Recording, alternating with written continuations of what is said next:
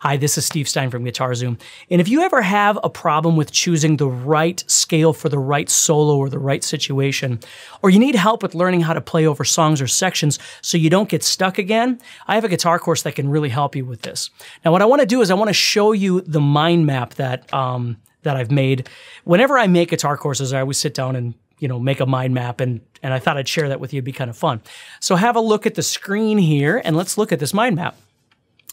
Okay, so this is a section from the course. There's all kinds of different stuff in this guitar course, but what I wanted to focus on today is just showing you what I call the scale choice chart. Now, I've had a lot of students and a lot of requests in the past of making a course that kind of gives people a shortcut to the right answer when it comes to choosing a scale over various songs, because they don't really know what it is that would be best for the situation. So what I've got here is an example of this scale choice chart, which I'll be breaking down in detail in the course. And basically, if you look at it, there's three different sections to this. There's major, rock logic, and minor.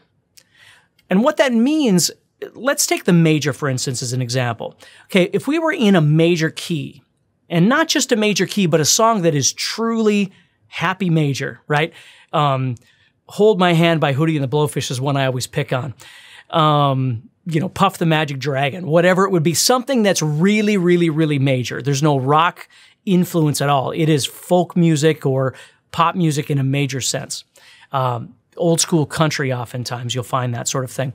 So what we're going to be doing in those situations is really learning what scales are best for those situations, okay? Then we have on the far right side, we have minor. Now this would be songs that are really minor. They're based off a minor key. So the primary chord is a minor chord. Or it might even be something like metal music, which you can see on my chart. Metal oftentimes is using primarily power chords, but the solo is still inferred to be minor.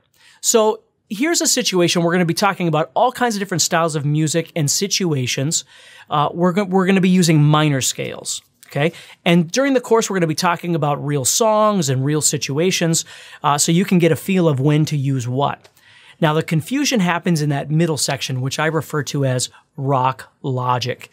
And what that really means is, when we look at traditional theory, there's oftentimes situations where you're going to be playing over songs where traditional theory isn't going to make sense.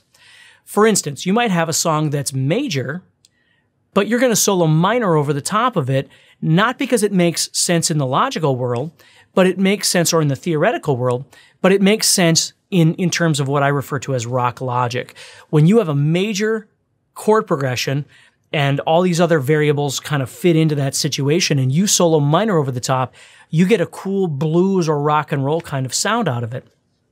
So the big thing about this course is giving you an overall approach and understanding of what to use when you don't have a lot of time to figure something out. You might be, just jamming over a backing track, or you might be getting together with some friends, or you might be called up to do a jam, at a jam night or something like that. And you don't have all kinds of time to figure out the ideal situation. You just got to grab something and go.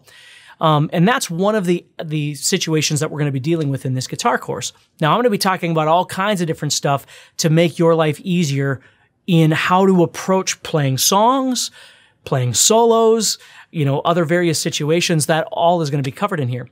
So if this sounds like something that you might be interested in, all you need to do is click on the link and check it out. Now, just a couple other things to give you. You can see on my choice chart here, we talk about pentatonic, but I'm also going to give you a bunch of different diatonic options too that you can look at, again, over various situations. Some work better than others. And we're going to be going into great detail on all those sorts of things to make your life a little bit easier. So again, please make sure you just click on the link, check it out, see if it's something that would work for you. And make sure you have a great day and stay positive. Thank you so much for taking some time out, and I'll speak to you soon.